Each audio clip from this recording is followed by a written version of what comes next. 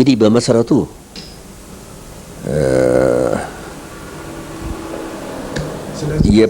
የፖሊስ አዛዡ ጄኔራል ጽጌ ድቡ ጄኔራል መንግስቱ በጣም ወዳጆች ነበሩ እና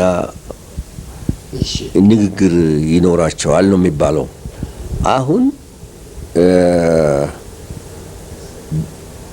ጃንሆይ ወደ ጉብኝቱ ከሄዱ በኋላ አንድ ቴሌግራም ይላካል ከጃንሆይ ጋር። ቴሌግራሙ በዛን ጊዜ አገር ግዛት ሚኒስትር የነበሩት አቶ መኮንን ሀብተወልድ ናቸው። ለአቶ መኮንን ሀብተወልድ ገርማሜ በ24 ሰዓት ውስጥ ከአዲስ አበባ ወጥቶ ወደ ጅጅጋ እንዲሄድ የሚል ቴሌግራም ይደርሳል።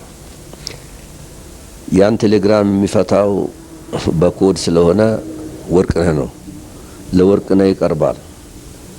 ወርቅነህ ይህንን ትርጉሙን ይሰጥና ለነ ጄኔራል መንግስቱ ይነግራል። አሁን ጃንሆይን ጠዋት ሸኝተው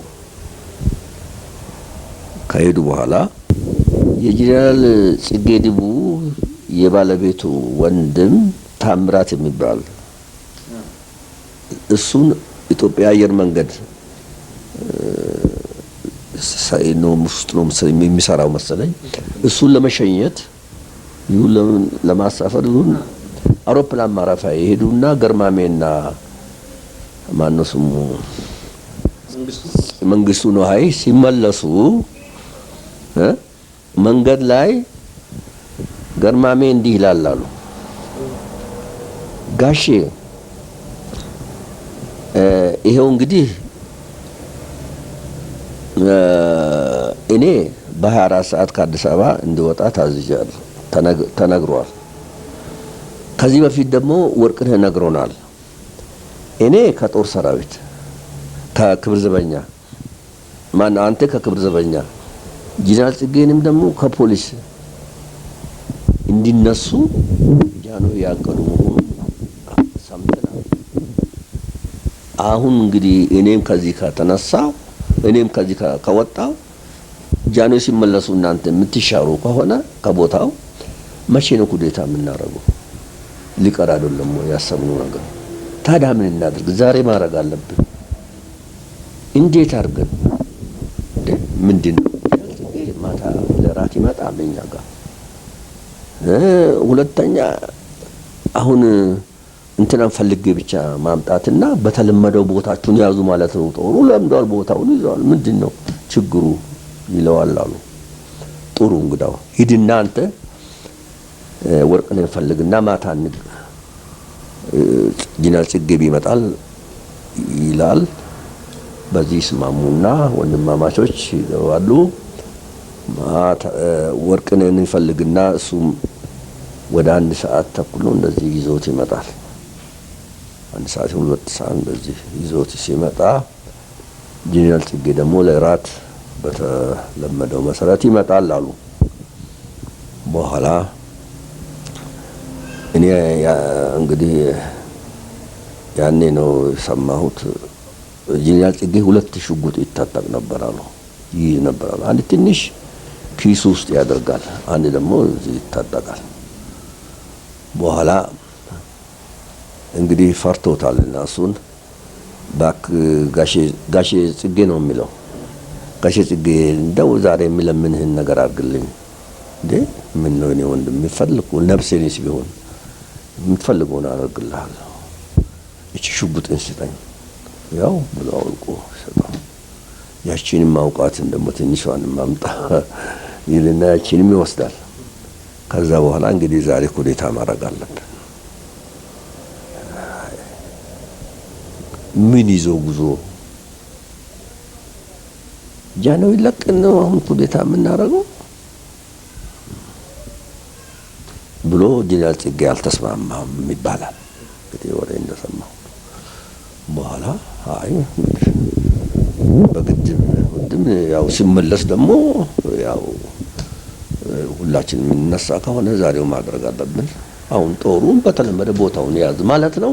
አዋጅ ማወጅ ነው። ምንድነው ችግሩ ተባለ እና በአስቸኳይ ነው ይሄን ነገር ያደረጉት። እና እኔ ክብር ዘበኛ ሰፈር ከያዝኩ በኋላ 3ኛ ብርጌድ ጠቅላይ ሰፈር አግኝቻለሁ አንድ ደብዳቤ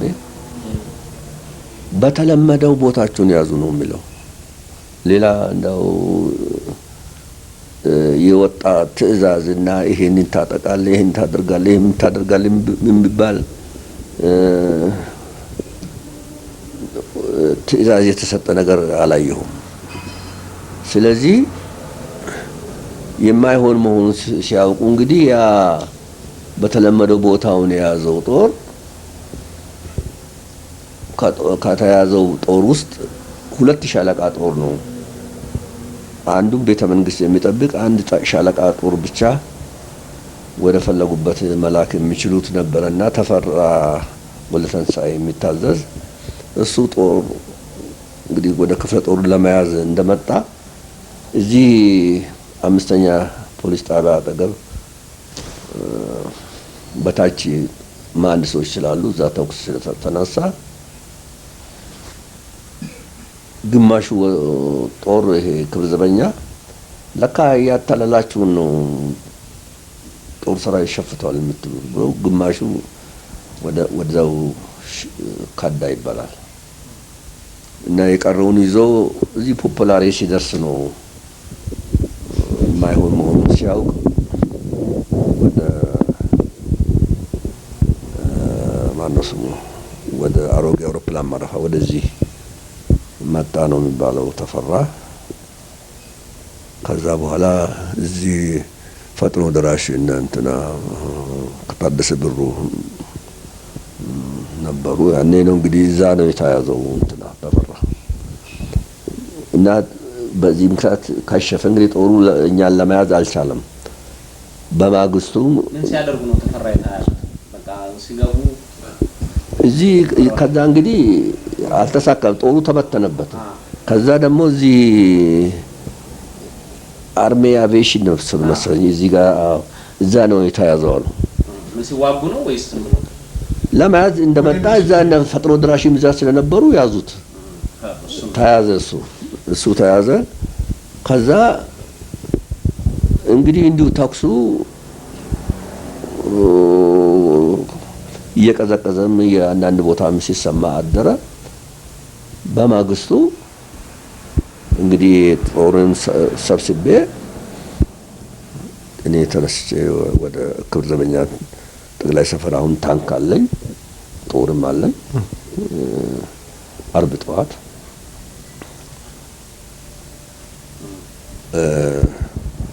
ወደ ላይኛው ቤተ መንግስት ለማጥቃት ቀጠል። ምንም በእውነቱ ይሄን ያህል ምንም የገጠመንና የሚያደርገንም ነገር የለም። ክብር ዘበኛም ዝም ብሎ በየመንገዱ ላይ እጁን ይሰጣል።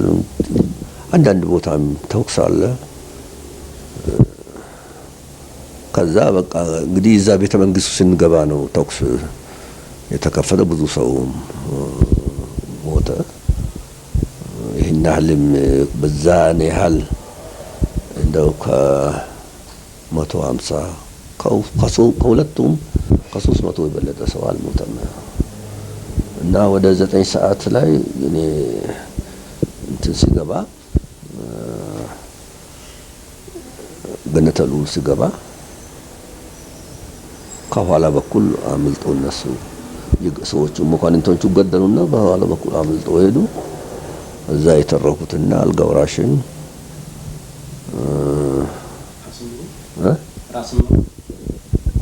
ራስን ሙሉ አልጋውራሽ እዛቸው ከተደበደቡበት ውስጥ ደግሞ የተረፉ ራስ አንዳርጋቸው ደጃዝማች በዛብህ ከዛ ውስጥ ነው የወጡት ከመኳንንቶቹ መካከል። እዛው እርሶ ደርሰዋል ያን ጊዜ? ደርሼ በዛው ላይ በራፉ ላይ ቆሜ ነው ሁሉ አልጋውራሽን አውጥቼ መኪና ውስጥ አስገብቼ አልጋውራሽን ይዤ ቤታቸው መድፈራሽን ከዛው ጨምረን ግርማች እቴጌ አሉበት ወሰርኳቸው። እዛ የልዑል መኮንን ማን ልጆች በሙሉ እዛ ነው ያሉት። እና እንግዲህ ክብር ዘበኛ እንዲሁ የሚወድቅ አልመሰለኝም። መልሰው ጦርነት መውጋት የሚያደርጋሉ የሚል ጥርጣሬ ነበረኝ። ከምሽቱ 1 ሰዓት ሲሆን ከዛ ንጉሳዊ ቤተሰብ በሙሉ አመጣሁና እዚህ ስራ ሚኒስቴር ጀርባ የራስ አንዳርጋቸው ቤት ልዕልት ተናኝ ቤት እዛ አመጣኋቸው። ተገመናንም ጨምሮ አዎ ሁሉን እዛ አመጣሁና እንትን ከሌሊቱ 3 ሰዓት እነሱ ጋር ዘብ አደረኩና ከሌሊቱ 3 ሰዓት ሄጄ ትእዛዙ ተፈጽሟል አልኩ ለአለቆቼ። ጄኔራል መርዕድ እንዳው ዘሎ ሳሙኝ። ጄኔራል ከበደ ግን አኮረፉኝ ትንሽ። እንግዲህ እሳቸው የምድር ጦር አዛዥ እንደመሆናቸው መጠን ወደ ሀረር ወደ ራዲዮ ላይ ምናምን ጦር ለመጥራት ይፈልጋሉ። እኔ ወደ ጦርነቱ ላይ ሲሄድ አንድ የሚፈልገውን ነገር ከዛም የመጣውን እልካለሁ። ከዚህ ደግሞ ላኩልኝ የሚለውን ነገር ጄኔራል ከበደን አቅርቡልኝ ሲል ጄኔራል መርዕድ ናቸው የሚቀርቡት። ምንድነው የምትፈልገው ይላል። ይሄን ነገር ነው የምፈልገው ስላቸው ያው ይልኩልኛል። የለም ጄኔራል ከበደን ነው የምፈልገው አላቸውም። ስለዚህ እኔን ትቶ ከጄኔራል ከበደ ጋር መርዕድ ጋር ነው የሚሰራው ብሎ ነው መሰለኝ። ለምን ለመሆኑ እንደው የክብር ዘበኛን መጋዘን ሰፈር ሁሉ ሰው አድርገህበታል አለ። የምን ጦር ላክልኝ ነው ሰው ማረግ ምን ላኩልኝ ነው ሰው ማረግበት የሆነ ሆኖ ነገሩ በዚህ በኩል አለቀ ለማለት ነው። ጥሩ እንደው ነገሩን ለማጥራት ለምሳሌ እናንተ ወደ ግቢ ወደ ቤተ መንግስቱ ስትገቡ ደረጃ የት ነው የሞቱት? ደረጃ 4ኛ ክፍለ ጦር ለፊት እንዳለው ገና ወደ ላይ ለመሄድ ጉዞ ላይ እንዳለው ለካሱ ሄደው ከሀረር እንደመጣሉ ማነው ከሀረር እንደመጣ ታንከኛ ስለነበረ እንትን ላይ ይወርዳል። ናዝሬት ይወርድና ከናዝሬት ታንክ በእግሩ እንትን የሚሽከረከር ታንክ ይዝና አውቶብላንዲ ነው የምንለው። ጎማ አለው ይሮጣል፣ ግን ታንክ ነው ከላው። እሱን ይዝና እዚህ ለጋር በታች ማነው ዮሴፍ ቤተክርስቲያን ፊት ለፊት አንድ እንትን አለ። 150 ወታደር ነበር የክብር ዘበኛ። እዛ እነሱን በተለመደ ቦታ ያዙ ተብሎ የለም እዛ ሄደው ይዟል ቦታ ክብር ዘበኛ። አሁን እነሱ ጋር ሄዱና እኔ ምንድናችሁ እናንተ? ክብር ዘበኛ ነን፣ እኔ የጦር ሰራዊት ነኝ፣ እጃችሁን ስጡ ያው ይሉታል።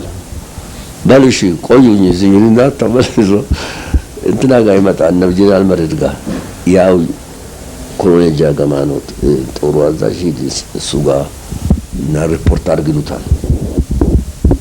እዛ መጥቶ ጦር ሲጠይቅ ጃገማ ያው እነዛ ነው ያለው ብሎ ይነግሩታል። እሱ የፈለገው አንደኛ ከክብር ዘበኛ ተጣልተዋል እና ስሙን ለማስጠራት ይፈልግ ነበር። እኔ ጋር ሪፖርት ሳያደርግ ዝም ብሎ ወደ እስጢፋኖስ ይሄዳል አሉ። የ10 አለቃው ነው የነገረኝ አብሮ የመጣው ሾፌሩ እርሱ ነው የነገረኝ። እስጢፋኖስ ደረሰ፣ ምንም ሰው አጣ። ገነተ ልዑል ገባ። ገነተ ልዑል ገባና እንትን ሲል ወታደሮቹ ሸሹ ወደታች ታንክ ሲመጣ ጊዜ ክብር ዘበኞች ነበሩ። በቃ እጃችሁን ስጡ እኛ ጦር ሰራዊቶች ነን ብሎ ከዛ ወጣሉ። እሱ ሲመለስ እነሱ ተመልሰው ቦታቸውን ያዙ። አንድ ታንክ ነው ይዞ የመጣው። ከዛ ይወጣና ቀጥታ አልጋ ወራሽ ግቢ ይሄዳል። አልጋወራሽ ግቢ ሲሄድ እናንተ ምንድን ናችሁ? እኛ ጦር ሰራዊቶች ነን። ወደ ጦር ሰራዊቶች ከሆናችሁ ኑ ከኔ ጋር። አንድ ሻምበል ጦር ከዛ ይዝና በሩን ፊት ለፊት ያለውን እንትን ይሰብርና ይገባል። የት? ወደ ገነተሉ አስገቡት ዝም ብሎ። በኋላ ሲያስገቡት ገና እንግዲህ ይሄ የአንዱ ሻምበል ከአልጋወራሽ ይዞት ሄዱት። መግቢያው ላይ በሩ አልተዘጋም። እነሱ እዛ አንጥፈው ተኙ። እሱ በሩን ሰብሮ ገባና ቀጥታ ሄደ ወደ ገነተሉ። ወደ ገነተሉ ሊሄድና ሲሄድ ዝም ብሎ አስገቡታል። በኋላ እቺ ጃኑ አንድ ትላለች እንደዚህ መጥተው አሁን እዛ ዩኒቨርሲቲው አይታችሁ እንደሆነ አሁን እዛ ድረስ ሄድና እዛ ለውስጥ እስኪወጣ ድረስ ዝም ይሉታል። መኪና ውስጥ ከታንኩ ውስጥ እስኪወጣ ድረስ ከውስጥ ደግሞ ከቤተ መንግስት ውስጥ ጠመንጃቸውን እንዲያደርጉና ለመማር ወደሱ ይመጣል። በኋላ እኔ ደረጃ ኃይለማርያም ነኝ እጃችሁን ስጡ ይላል። በኋላ እንደዚህ አድርጎ ወደሱ ሲወጡ ታንኩን ይከፍትና ሲወጣ መቱት። ሲመቱት በዚያ አይደለም የወጣ በዛ በቅርቆስ በኩሩ ያደርግና ሲመጣ እኔ ጋር የት ጋር እንገናኛለን? ማነው? ቅድስት ማርያም ማለት ልክ እኔ ወደ ላይ ሲመጣ እነሱ ደረጃ ሞተዋል። ተመቱ። እንቱን ይዞ መጣ። ሲወጣ መጣ አለና እንደ የኛ ታንክ ነው እንዳትመቱ አልኩኝ። መጣ። ሲመጣ ነገረኝ ሹፌሩ እና ይሄው እዛ ተመቶ መጣለኝ። በልሱ ወደ ክፍለ ጦሩ ሰዱት። ማነው አንድ ጄኔራል ቢዛው ግሬሳውን በሱ መኪና አድርጉና ክፍለ ጦሩ ሰዱ አልኩና እኔ ወጣሁ። እኛ ስንሄድ በቃ ተኩስ ተከፈተ። እነሱ በደንብ የተታኮስ ነው ከኛ ጋር። እሱን አልተኮሱበትም። መሰብሮስ እኔ በጂፕ ነው ግን በታንክ ክብር ዘበኞቹ ናቸው ማለት ነው የገደሉት? አዎ ክብር ዘበኞች ናቸው። አሁን ጄኔራል ችግኝ እዛው ፎቁ ላይ ነው የወደቀው። የፖሊስ ሚና ፖሊስ እዚህ ውስጥ ምንድን ነበር? በፊት ግን አሁን ጀነራል ጽጌ ብለው ነበር። እነዛ ሌሎቹ እንግዲህ እነ መንግስቱ እነ ግርማሜ እነ ወርቅነህ ውጪ ወጥተው ነው ያው ሲነገር እንደሰማ ነው ያው እንደተረጋገጠውም ውጪ ነው የተገደሉት። በኋላ ነው እርምጃ የተወሰደባቸው ወይም ደግሞ ግማሾቹም ሞተው እንደተገኙ ነው። እዛ ውስጥ እንግዲህ ነበሩ ከሚባሉት መሀል ጀነራል ጽጌ ናቸው። ጀነራል ጽጌን እርስዎ ህይወታቸው ካለፈ በኋላ ነው የደረሱት እርስዎ? አዎ ህይወት ካለፈ በኋላ ግን እንደምሰማው በዛን ጊዜ ጀምሮ ያኔ ሽጉጡን አልሰጠም። ከዛን ጊዜ ጀምሮ ፈቃደኛ አልሆነም። እስረኛ ነበረ እንደ ግዞት እና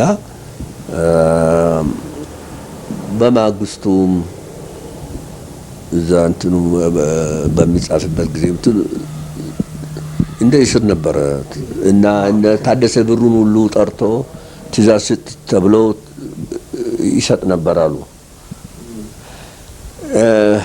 በተለይ አንድ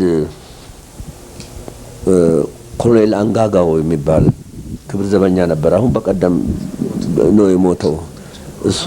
እሱ ልጅ ያጫውተኛል። የግርማዊት እቴጌ እንትን ጠባቂ ነው፣ ቤተ መንግስት ጠባቂ ነው። አሁን ጄኔራል መንግስቱ አስጠራኝና አለ የንጉሳዊ ቤተሰብ በሙሉ አምጣ አለኝ አለ። አርብ ዕለት አርብ በ9 ሰዓት ላይ ነው አለ። ጄኔራል ጽጌ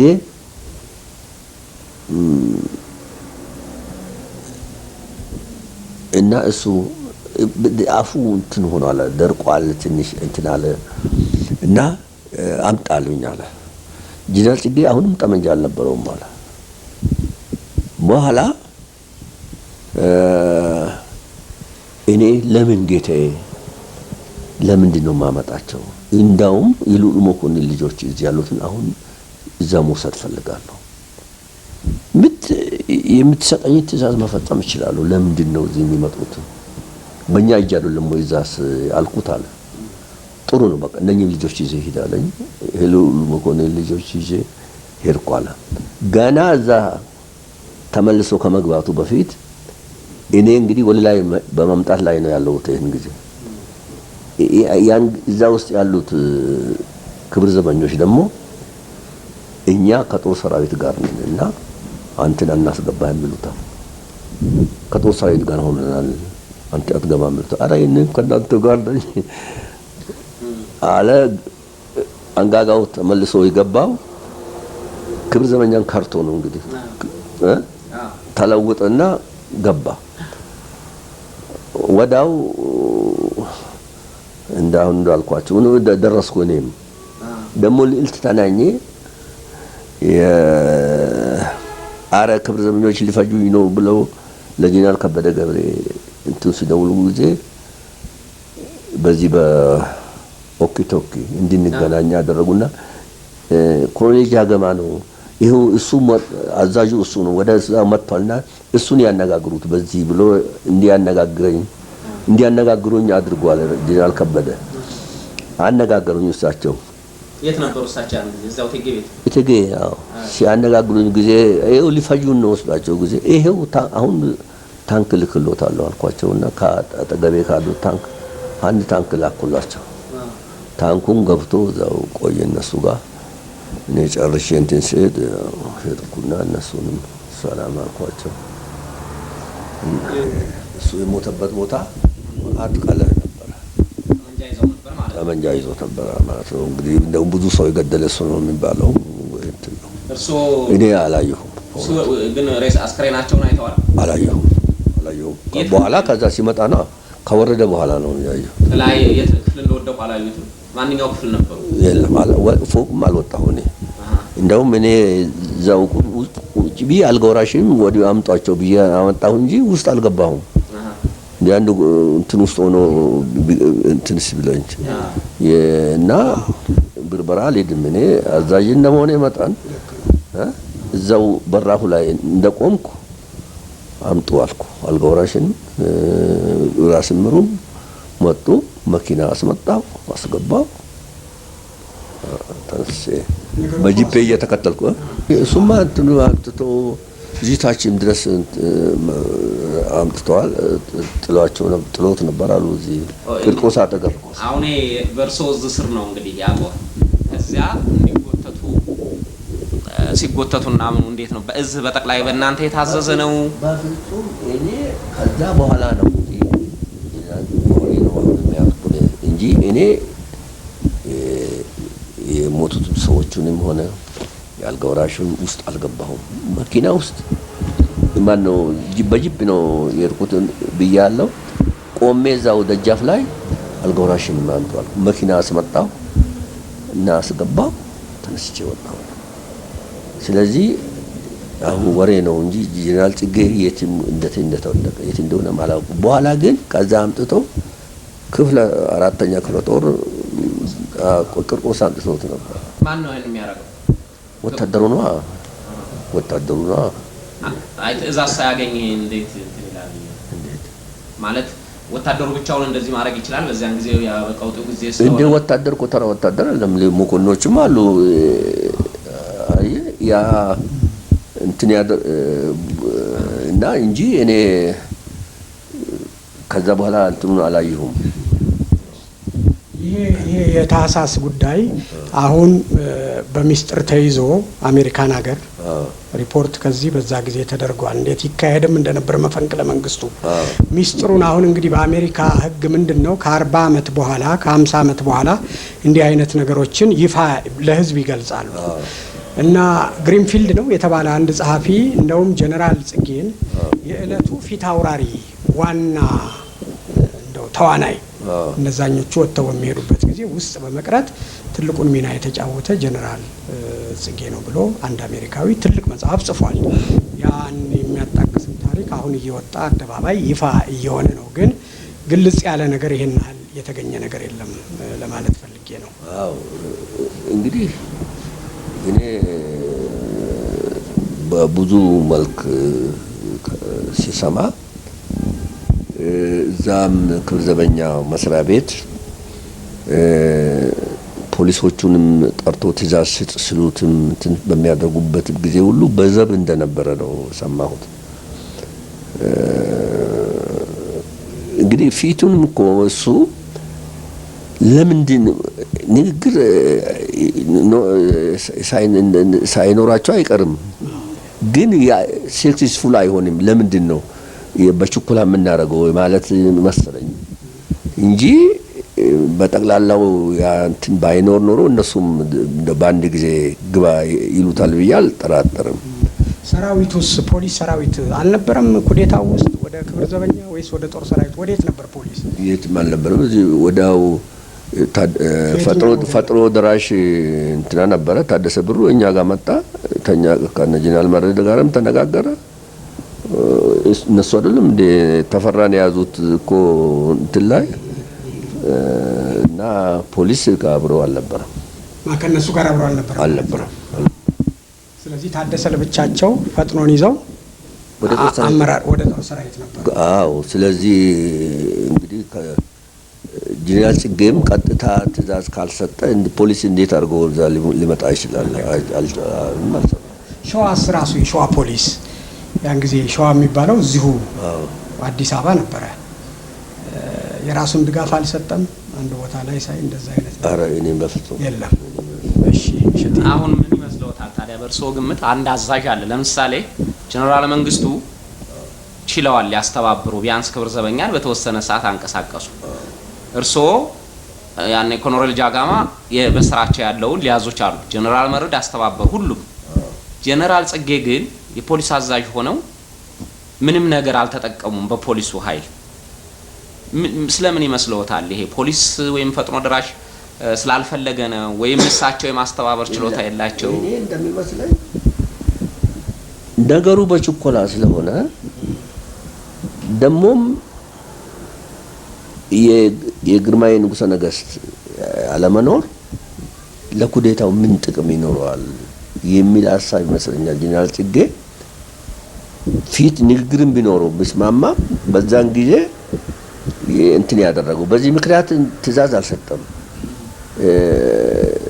በዘብ ነው ሲጠበቅ የነበረው። እስከ 9 ሰዓት ድረስ አልነበረም አሉ። እንግዲህ መጨረሻ ሲደርስ መሳሪያ ሰጥተውት ይሆናል። መጨረሻ ላይ እንጂ አልሞት ባይ ተጋዳይ ማንም ሰው እንትን አደርግም። በዛን ጊዜ አጠገቡ ብዙ ቃልህና ብዙ እንትን ነበራሉ እና ብዙ ሰው የፈጀም እሱ ነው የሚሉ አሉ። በግምት ነው ያየ ሰው የለም ሆኖ ይሄ ነው የሚል የለም። ግን እሱ ወደቀበት ቦታ ማአት ቃልህ ነበራሉ ብሎ ነግሮኛል። አሁን ቅድም ወደ ኋላ ካሉት ለመልሰውትና ንጉሱ እዚያ እንደሄዱ በአስቸኳይ ግርማሜ ይሄድ ይላሉ ለአቶ መኮንን በጻፉት።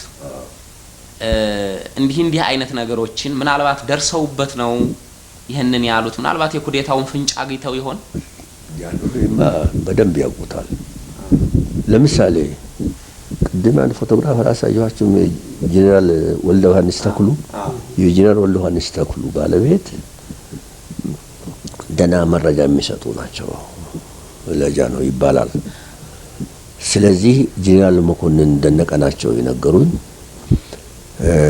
ጃንሆይ እንደ ነገ ሊሄዱ እንደ ዛሬ ጀነራል መኮንን ከእልፍኛ አስከልካይ ወጥተው ከዛ ማነው የግቢ ሚኒስቴር ሆኖ ነበር። በዛን ጊዜ ደብዳቤ ይዘው ይመጣሉ። እኚህ ሴትዮ ክብር ዘበኛና ፖሊስ ኩዴታ ሊያደርጉ ነው እና ይሄን ነገር ለጃንሆይ አቅርብልኝ ብሎ ወረቀት ሴትዮዋ ይዘው መጡ። ብለው ነግረውኛል ጀነራል። በኋላ እንዴ እኔ እኮ ስራ አይደለም አሁን እንዴት አድርጌ ነው የማቀርበው ብዬ ስላቸው ጊዜ ሴትዮዋ እኔ በኋላ ኢትዮጵያ ትፈረዶታለች እኔ ለጃንሆይም በኋላ እነግራለሁ እሱ ነው እምቢ ያለኝ ብዬ ይሄ ነገር የሀገር ጉዳይ ነውና ስጥ አሉ ሴትዮዋ። ወስጄ ሰጠሁኝ። ሰጣቸው ጊዜ አዎ ሰምተናል እኛ አውቀናል እኛ ብሎ አሉ ጃንሆይ ሰምተናል እኛ ነው። ለዚህ ነው ስንመለስ ጽጌንም እንትን የምናነሳልን ብሎ ለወርቅነህ መረጃ የሰጡት ይሄን አለ። ይሄን ብቻ አይደለም አንድ ደግሞ የሰማሁት ነገር አለ። ጄኔራል ማነው ራስ አበበ ቅዳሜ ዕለት የራስ አበበ ልጅ ዳንኤል አበበ ለራስ አበበ ጄኔራል መንግስቱና ጄኔራል ጽጌ ኩዴታ ሊያደርጉ ነው ይሄን ነገር ሰምቻለሁ እኔ አንተ እነኚህ ሰዎች ይሰራቸው ያዛቸው ወይን የሚከራቸው አንድ ነገር አድርጋቸው ብሎ ለአባቱ ይነግራል። በኋላ ሁለቱንም ይጠራቸዋል አሉ ራስ አበበ ቅዳሜ ዕለት። በኋላ ጄኔራል መንግስቱ መጣ ሰው ጋር ናቸው ስላቸው ጊዜ አይ እኔ ማስራለኝ ብሎ ተነስቶ ሄደ። ጄኔራል ጽጌን ግን አነጋግሮታል ይባላል። እንግዲህ በዛን ጊዜ እንዴ እነኚህ ሰዎች ወይንም ይሰራቸው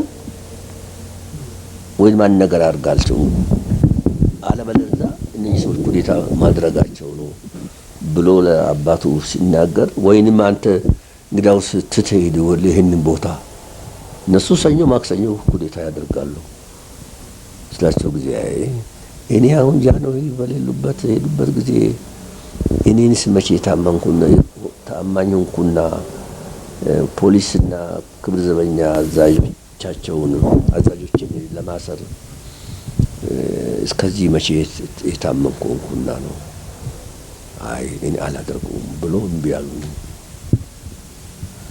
ራስ አበበ አውቆ ነው ሰምተዋል። ወደ ጠበል ምናምን ሄዳለሁ ብለው ውጣስ ቢባል ይሄማ ሆነ ብለህ ነው የምታስደርገው ይሉኝ የለም አልልም ብለው እያወቁ ነው ቁጭ ብለው ለመሞት የደረሱት ራስ አበበ የሚል ወሬ አለ።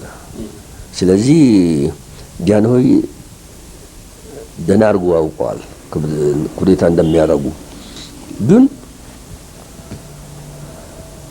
በዚህ ቀን ያደርጋሉ ብሎ አልገመቱም ይሆናል። አሁን እኮ ያቺ የምታቸኩል ነገር ሆና ነው እንጂ ያቺ አቶ መኮንን ቴሌግራም ባይመጣ እነሱ ተዘጋጅተው ቀስ ብሎ እንትን ያደርጉ ይሆናል። ወይም ደግሞ ሲመለሱ ጃንሆይ ይለውጧቸው ይሆናል። በዚህ ምክንያት ይመስለኛል ሳይሳካ የቀረው ኩዴታው እንጂ ክብር ዘበኛ እኮ ያኔ ቅድም እንደነገርኳቸው እንደው ጠዋት ዝም ብሎ አንድ ሻለቃ ቢልክ ክፍለ ጦሩ ገብቶ ሊይዘን ይችል ነበር። በኋላ ጊዜ ሰጠንና እኛ ከውጭም ሰው መጣ እነኚህም ጡረተኞችም በፈቃድ የመጣም ሁሉ ተነሳ።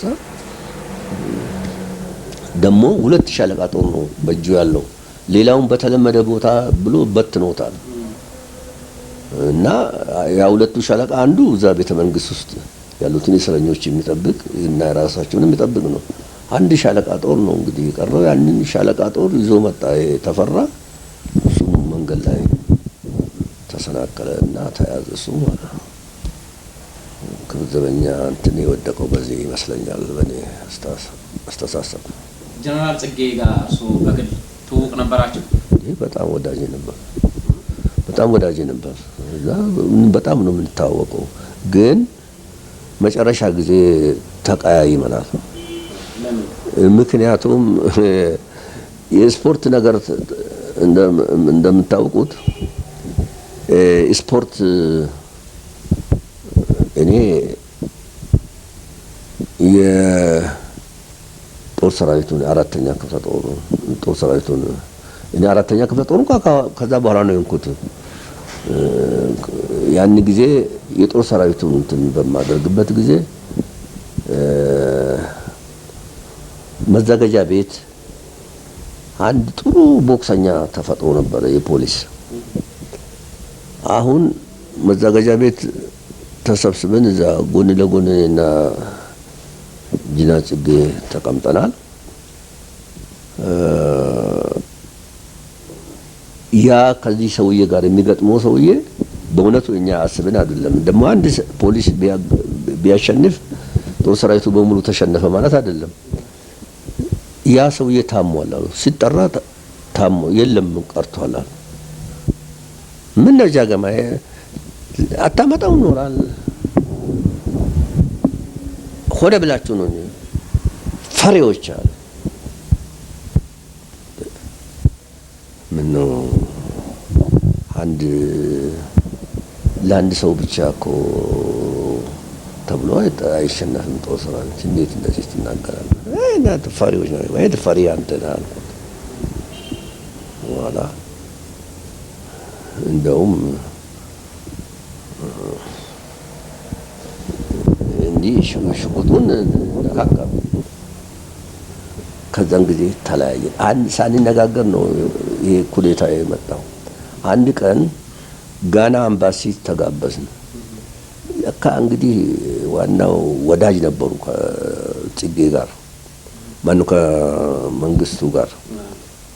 እዛ ጋና አምባሲ ተጋበዝንና አንድ ዳንስ ጨዋታ አለ።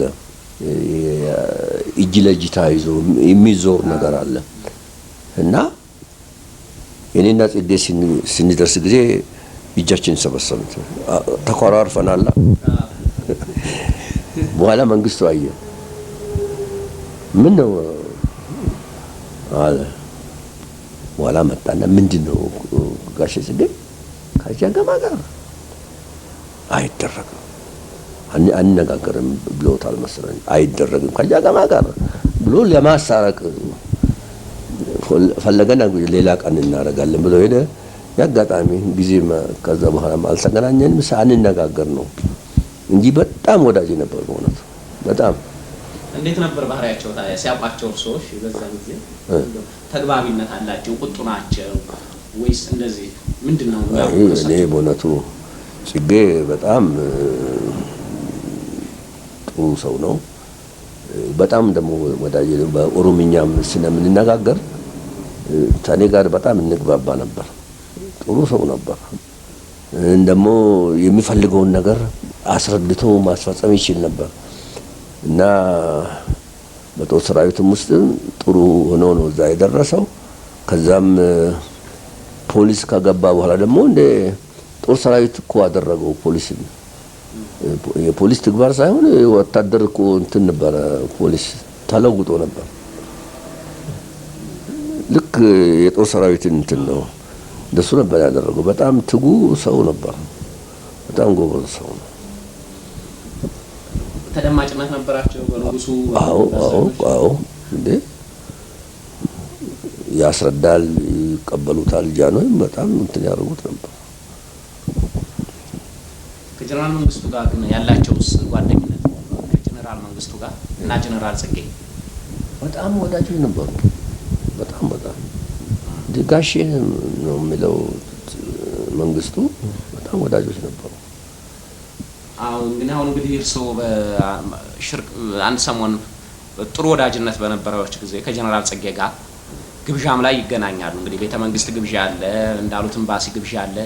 እንደው አልፈው ይሄ ትንሽ ከመንግስትን የሚቃወም ንግግር እንደዚህ ያጋጥሟቸው ያውቃል? እነሱ ጋር አልነጋገርም። እኔም ፖሊስ እና ከክብር ዘበኛ ጋር አልነጋገርም። መረጃ ይሰጣሉ ብዬ ስለምፈራቸው አልነጋገርም ከነሱ። እኔ ራሴ እንትን ስለነበረኝ ከነሱ ጋር አልነጋገርም በዚህ አይነት። አሁን እኮ መንግስቱ ያን ኩዴታ ከማረጉ በፊት በዘዴ ከኔ ጋር ቢገናኝ ኖሮ ተቀበለው ነበር፣ ይደግፈው ነበር። ለምን ምን ያደርጋል እሱ ወደፊት እንትኑ ይታወቃል። ምክንያቱም አለ እንትን እኔ አሁን በእውነቱ በዚህ ጊዜ የሚናገረው ነገር አይደለም። እኔ አሁን የወት ታሪክን እያዘጋጀሁ ነው እና እዛ ገልጸዋለሁ። ይሄ ጀነራል ቅድም ራስ አበበ እኔ መቼ ታመንኩና ነው እሱን ማስበው ብለው ለዳንኤል መለሱለት ብለዋል። ራስ አበበ ችግር ነበረባቸው እንዲሁ ከንጉሱ ጋር በጣም እንጂ። ለምሳሌ ስለሱ አንድ ነገር ላጫውታቸው። በላይ ዘለቀ የሚባል አርበኛ አልነበረ? ደብረ ማርቆስ እንዳሉ ጃንሆይ በላይ ጭፍሮችን ሁሉ ደጃዝማችም ራስን ብለሃል፣ ታዲያ አንተን ደግሞ ምን ልንልህ ነው አሉት አሉ። እኔማ እናቴ በላይ ብላኛለች አላቸው አሉ። እቺን ሰምተዋል ይመስለኛል ራስ አበበ። ደግሞ እንግሊዞች ጃንሆይ አዲስ አበባ እንዳይገቡ ደብረ ማርቆስ አስቀምጧቸው አርበኞችን ቀስቅሰውባቸው ነበር። ከደጃዝማች ታከለ ጋር ከነራስ አበበ ጋርም እንትን ሳያደርጉ አልቀሩም። አሁን ራስ አበበ በዛን ጊዜ ለጃንሆይ ደጃዝማች ደበበ የሚባሉትን ደብዳቤ አስይዘው ጃንሆይ ከአገር ባለመኖሩ ለጊዜው ይጠቅመናል ብዬ ከልጅ ኢያሱ ልጅ ራስነቱን ተቀበልኩ እንጂ ጃንሆይም ከድቼ አይደለም። ስለዚህ ከዚህ በፊትም ራስ ብሎ ጽፈውልኛልና አሁንም ራስነቱን ያጽኑልኝ አለና ጻፉላቸው አሉ ደብረ ማርቆስ እንዳሉ ገባ።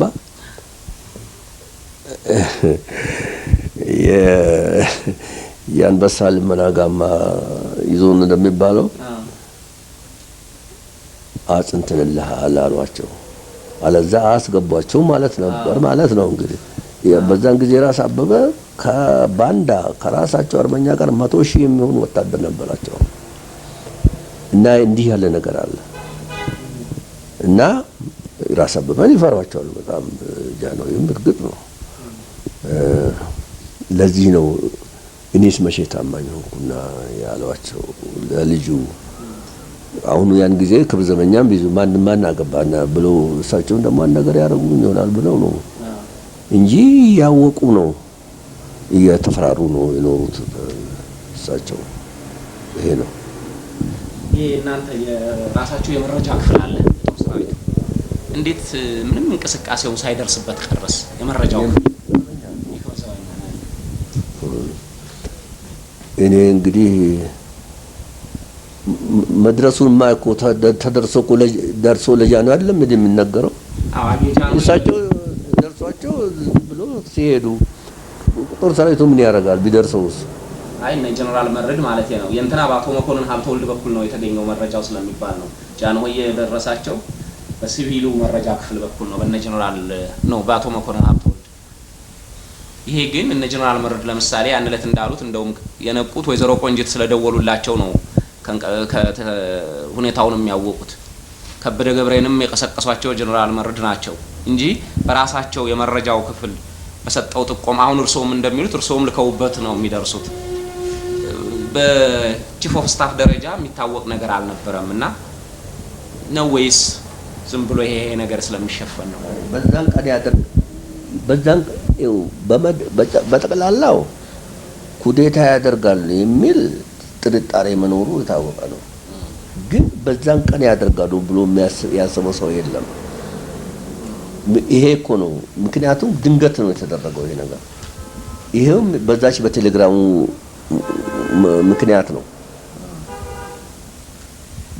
ለክብር ዘበኛም እኮ ግራ ያጋባው ይሄ ነው።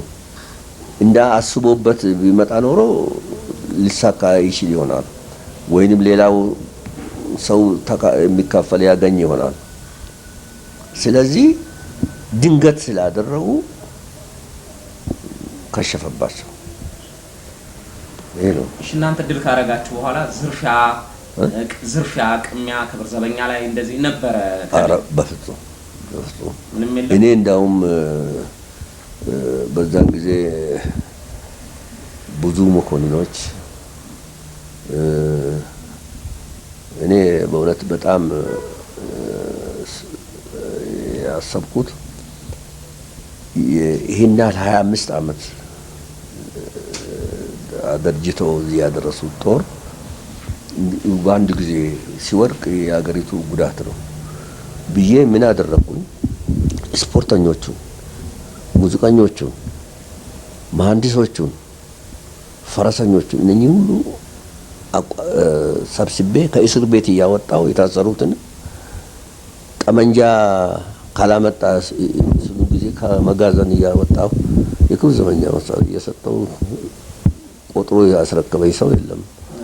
እያደረኩ አቋቁሜ ብዙ መኮንኖች ደግሞ እንዳይታሰሩ አይቻቸዋለሁ። ሂዱ እናንተ ብዬ እንትን አድርጌ ነው ክብር ዘበኛ መልሼ ያቋቁምኩት። እና ዝርፊያ ምናምን አንዳንድ ደካሞች ሰዎች አድርጎ እንደሆነ ትንሽ ነው እንጂ ብዙ ይሄን ያህል ጉዳት የተደረገ ነገር ያለ አይመስለኝም። እዚህ ልክ ቤተ መንግስቱ ሲደርሱ ሶን አባወራሽን ሲያስወጡ የሞቱ አሉ። ያው እንግዲህ በደም የተመጨማለቅ አካባቢ ነው። እንደዚህ እንደ ሁኔታው ትዝ ይለዎታል? ይሄን አሁን የነራስ አበበስ አልገባም ነገሩ ይሄው ደጃዝማች በዛብህ ደጃዝማች ማን ራስ አንዳርጋቸው እንደውም ልብሳቸው ምናምን የተነካካ ነገር ይኖራል እና ከዛ ውስጥ ነው የወጣው ነው ያለው እኮ እንደኚህ ሁሉ አሉ። እኔ አሁን እና አልጋውራሽ እነሱ ይዤ መሄድ ትቼ ሬሳ ማት እሄዳለሁ። ስለዚህ እንደውም ከሆለታ ጦር ይዞ የመጣው ጄኔራል ሽፈራ የሚባል ነበር፣ አንድ ጊዜ ኮሎኔል ነው። ከሆለታ መጥቶ ለጄኔራል መሪድ ሪፖርት ሲያደርግ ኮሎኔል ጃገማ ነውና ትእዛዙ እንትን አዛዡ ሂድ እና እሱ ጋር ሪፖርት አድርጋሉት። መጣ። እኔ አልጋውራሽ ግቢ ሲደርስ መጣ። በል እንግዲያውስ በዛ በኩል ግባ አልኩት። እሱም እና ውስጥ ተገናኘን። ከዛ በኋላ ለነሱ ኃላፊነቱን ሰጠው። እነሱ በቃ እናንተን ጠብቁ ብዬ ነው አልጋውራሽን ይዤ የንጉሳዊን ቤተሰብ ለመሰብሰብ ሄድኩኝ። ይሄ ሞታ እዚህ ሆነ ብዬ ወዳና ወዲህ መሄድም አልፈለኩም፣ አላየሁም። ያን ግቢው ለነሱ ሰጥቼ ወጣ። ፓትርያርኩ እናንተ ጋር ነበሩ መሰለኝ። ከመቼ ጀምሮ ነው ከእናንተ ጋር የነበሩት ፓትርያርኩ አቡነ ባስልዮስ? እንትን ሐሙስ ዕለት ነው። ሐሙስ ዕለት ጠቅላይ ሰፈራችን ወደ ላይ ታች ለወጥ ባልኩ ጊዜ እንደውም ከበቅሎ ቤት በታች አንድ ወንዝ አለች። አሁን ፎቅ ምናምን የተሰራበት ቦታ እዛ ሾለቆ ውስጥ ነበር አስተኝቻቸው በሙሉ እዛ መኳንንቶቹ እና ማታ ወደ እንትኑ ወደ በቅሎ ቤት አስገባኋቸው እና አልተለዩንም ነበር። እንግዲህ ከዛ እኔ አርብ ጠዋት ወላይ ወጣው። ከዛ ወዴት አላየኋቸው ወዴት እንደሄዱ እዛው ከነ ጄኔራል መሪድ ጋር ነበሩ። ሌላው የሲቪሉ ህዝብ ትብብር አሁን ለምሳሌ የበቅሎ ቤት አካባቢ የሌላው አካባቢ ለእናንተ ነው የሚወግነው? እንደው ለማን ነበር ሐሳቡ ልብ ነው ፈቃዱ? በእውነቱ ሲቪሉ ያን ጊዜ እኛ ወታደሩን ነው እንትን የምናደርገው እንጂ ሲቪል ምን አደረግን እንጠራዋለን። እሱ ራሱ ይፈራል፣ ወደ እንትኑ አይገባም። እና እኛ ስለ መድፈኛ ጥራ ከታንከኛን ጥራ ምን ያድርግ ማለት ነው እንጂ ሲቪል ጋር ግንኙነት አልነበረኝም። እኔ አላውቀውም።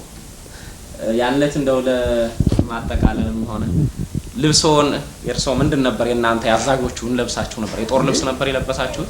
ባትል ድረስ ለበስኩ ብዬ አልነገርኩም? ዴሊት እንደውም የርኩት ልንገራቸው። ሮብ ማነው ሐሙስ ማነው ማክሰኞ ሌሊት አይደለም? ማክሰኞ ሌሊት ያን ባትል ድረስ ለብሼ ሄድኩ። ማክሰኞ፣ ሮብ፣ ሐሙስ ማታ ድረስ ልብሴን አልለወጥኩም። እንትን ያደረኩም ማታ ሲሄድ በዛ በቅሎ ቤት ሰውን አስተኝቼ ወዳና ወዲህ ሲሄድ ተቃጠለ። በቃ ቆሰለ እንትን ሰውነቴ ሁሉ። ቪክስ ያመጣውና እዚህ ሆስፒታል አልተኛም። ዝም ብዬ እንትን አውልጬ ሰውነቴን ቀባው። ጸጥ አደረገልኝ። ከዛ እስከ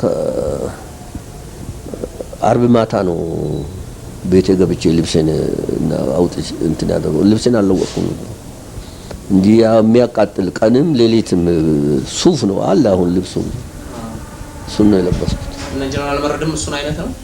አይ እነሱ ወረ እንትናቸው ነው የለበሱት። እነሱ ከቤታቸው አይደለም የወጡት። ምንም ያው ኖርማል ልብሳቸው ለብሶ ነው የመጡት።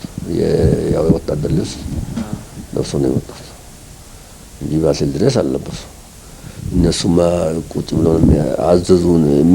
ወደፊት የሚሄድ ነው የሚለብሰው እንጂ ምን። እሺ ጄኔራሎችን በሙሉ አንዳንዶቹን የነበሩትን አንስተናል። እነ ጄኔራል ኃይሌ ያን ጊዜ ምንም ጄኔራል አይደለም። ኃይሌ ያን ጊዜ ኮሎኔል ነው። ኃይሌ ባይከዳኝ የመከላከያ ሚኒስቴር የዘመቻ መምሪያ ነው። ታደሰ ብሩ ቅድም ያልኩት የምድር ጦር መምሪያ ነው። ስለዚህ እንግዲህ ዘመቻ መኮንን እንደመሆኑ መጠን ያን ጊዜ ጄኔራል ይሁን ብሎ ፈለገ። ሁሉም ጄኔራሎቹ ደግሞ የመንግስቱ ማለት ነው ወይም ደግሞ እንትኑ ይሆናል ብሎ ነው መሰለኝ ምን አገባን አሉ እና እምቢ አሉ። በኋላ ጄኔራል ኢሳያስ ከሌሊቱ 7 ሰዓት መጥተው የሚኒስኮን ነው የምትጠብቁት በል ጻፈ ብሎ እንደው ቆሞ ነው በእውነቱ ትእዛዝ ያሰጡት። ግን ያን ኃይሌ እንግዲህ ምን ማድረግ አልቻለም። እሱ መሆን አይችልም። ጄኔራሎቹ እምቢ ብለዋል። በግድ ኮሎኔል ጃገማ መቀበል ነበረበት። ሲመለሱ ጃንሆይን ከተቀበሉት እርስዎ አንደኛው ነበሩ። አውሮፕላን ማረፊያ ጃንሆይን የተቀበሉት እርስዎ ነው አንደኛው? እኔ እንደውም ጃንሆይ ቅዳሜ ገብቶ ሐሙስ ድረስ ጃንሆይን አላገኘኋቸውም። ስለሱ ታሪክ እንደው ልንገራቸው። ከበደ ገብሬ እንግዲህ ያቺ ቅድም ነግሬያቸዋለሁ። በዛ ምክንያት ነው መሰለኝ ታንከኛ መድፈኛ በኔ ውስጥ የነበሩ ናቸው። እኔ አዝዤ ያዋጋኋቸው ናቸው። እነሱ ለጃንሆይ አቅርበው በዛ ኩዴታ ጊዜ እንደዚህ የረዱ ናቸው ብሎ አሸለሙ። እኔ እዛ ክብር ዘበኛ ሰፈር ነው ያለሁት። ጃንሆይ ቅዳሜ ነው የገቡት። እኔ እንደውም እስከ ማክሰኞ ድረስ እንኳን ተኩስ ነበረ ላይ። በኋላ ሮብ ዕለት ለጄኔራል መርዕድ ደወልኩና እኔ እኮ እስካሁን ድረስ ጃንሆይን እጅ አልነሳሁም፣ ለምንድን ነው ማታገናኙ ከጃንሆይ ጋር አልኩኝ። ከበደ ገብሬ እኮ ነው የሚያቀርብ ብዬ ነው አሉ። ከበደ ገብሬ አላቀረበኝ፣ የኔን ጭፍሮች አቀረበ። ለሁሉም ነገር እኔ ጃንሆይን እኮ አውቃቸዋለሁ እንደናንተ፣ አሁን እጄ ይነሳለሁ ብዬ ሐሙስ ጠዋት ነገርኳቸው። ተነሱና እሳቸው ከኔ ቀድሞ ገብቶ እዛ ቆዩ። ጄኔራል መርዕድ ገባሁና ለእልፍኝ አስልካው ነገር አስገባኝ እና ያ ቅድም እንዳልኩ እንትን ነው ልብሴም እንትን ነው። ገባሁና ጫማ ሳምኩ። ጃገማ እኛ ከካርቱም ሳንነሳ ነው የሰማነው ያንተን ስራ እና አሁንም እንደዛው እንደ አርበኝነት የጫካ ገባ አሉኝ እና እኔ እንኳን አልገባ በቃወት ብዬ ጫማ ሳምኩና ቆምኩኝ። እኛ ሰምተናል በስራ ላይ መሆንን አሉኝ። እኔ ጫማ ማነው ተነስቼ ወጣሁ። ጀነራል ማን ሊያቀርቡኝም አልፈለጉም ነበር ጀነራል ከበደ። ከዛም በኋላ ደግሞ ብዙ ነገር አለ። እንግዲህ ይሄ ሁሉ ከተደረገ በኋላ ደግሞ ክብር ዘበኛ ጃንሆይ ከዚህ በፊት አባቴ ሲነግሮት ራስ አስራተ ናቸው አሉ እንዲህ ያሉት።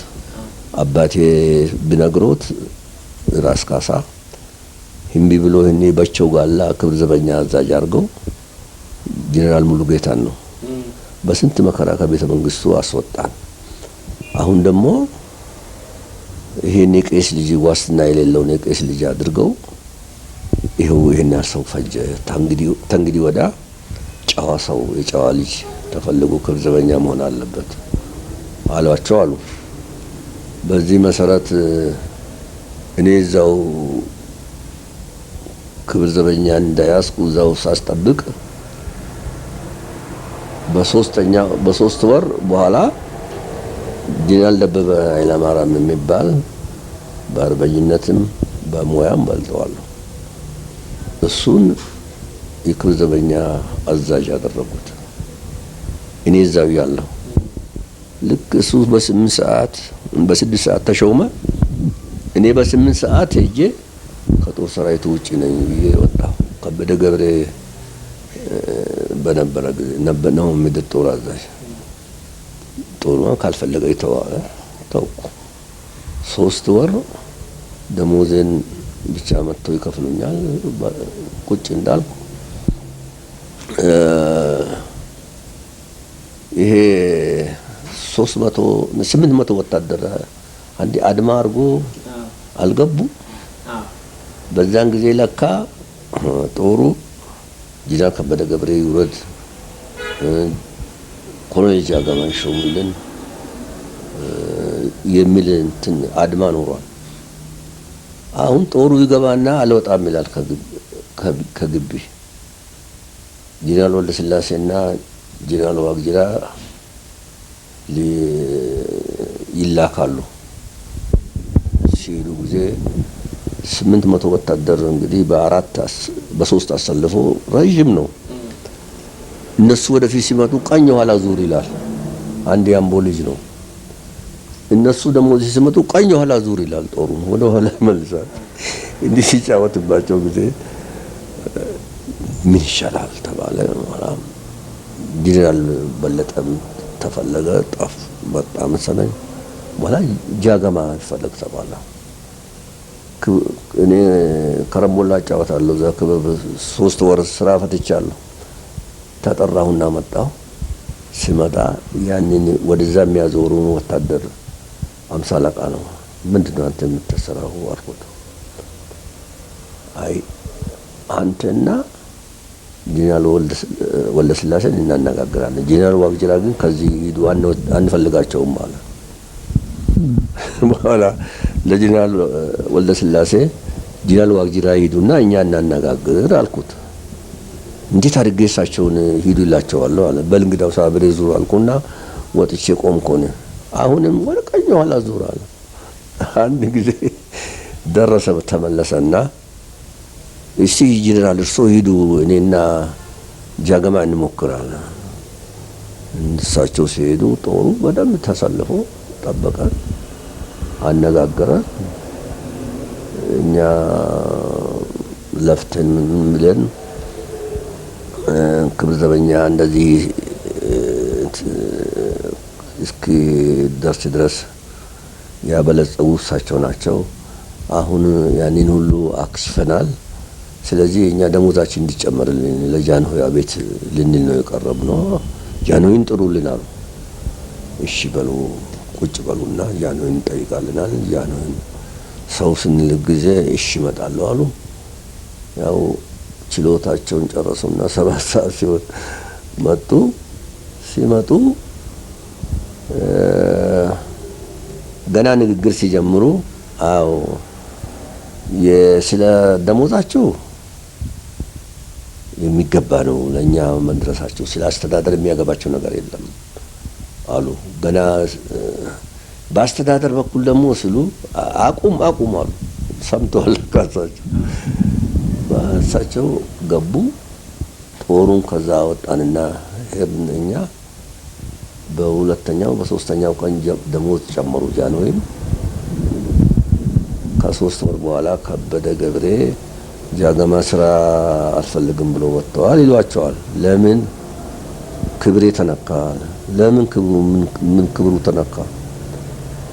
እኔ ከደበበ በሙያም በምንም በልጠዋለሁ፣ በሲኒሪቲም በማረብ ቅድሚያ ማለት ነው። ስለዚህ እንዴት እሱ እኔ እያለሁ እኔ ላይ ይሾማል? ካልፈለጋችሁኝ እኔን ወደ ጦር ሰራዊት መልሳችሁ ባይሆን እሱን ሾሙት እንጂ ብሎ ወጥተዋል። ስላቸው ግን እውነቱን ነው። ታዲያ አሁን ይህን ብለህ ታቀርባለህ ብሎ ተቆጥተው አሉ። ጃንሆይ የ4ኛ ክፍለ ጦር አዛዥ ሆኜ የተሾምኩት በዛ ነው አሉ። እኛ እግዚአብሔር የሰጠንን መንግስት ከእግዚአብሔር ካልመጣ በተቀር የሚወስድብን ነገር የለም። አንተን ብትጨመር ከእግዚአብሔር ከመጣ ደግሞ አንተን ብትረዳ ማዳን አትችልም። ስለዚህ እኛ እንደ ልጃችን ስለምናይ ስላሳደግንህ ነውና ለእኛ ጃገማ እንዲህ ሊያደርግ ነው ብሎ የሚነግሩ ሰዎች ለአንተ ደግሞ ጃንሆይ እንዲህ ሊያደርግ ነው ብሎ ከመንገድ ያወጡሃልና የሰማሁን ነገር ይገራና ታውቃሉ። በኋላ ደግሞ ሻለቃ ዮሐንስ የሚባል የእሳቸው ሰላይ መሆኑን አውቃለሁ። አስቸገረኝ። የልዑል መኮንን ልጅ ነው ጃንሆይን ለማንገስ የሚፈልጉትና እሱን አልጎራሽን ትተን እሱን እናንግስ አሉ ይለኛል። እኔ ምን አገባኝ? እኔ ወጣለን እና እንግዲህ እስከዚህ ነው። እንግዲህ ሌላ ጊዜውን ወስደው ከኛ ጋራ በዚህ እድሜ ለዚህ ለ83 ዓመት ያደረሰዎት አምላክ ደግሞ ለሚቀጥለው ዓመት ደግሞ እንዲሁ 84ኛ ዓመት የልደት በዓልዎን እንዲሁ ከኛ ጋር አብረን እንዲሁ ለማክበር ያብቃን። እግዚአብሔር ይስጥልን፣ እድሜ ጤና ይስጥልን። አመሰግናለሁ። እኔ እግዚአብሔር ይህንን እድል ሰጥቶኝ ይህን ለመመስከርና ለመቆየት ላበቃኝ ለአምላኬ ምስጋና አቀርባለሁ። እናንተም አመሰግናለሁ። እግዚአብሔር ይስጥልኝ።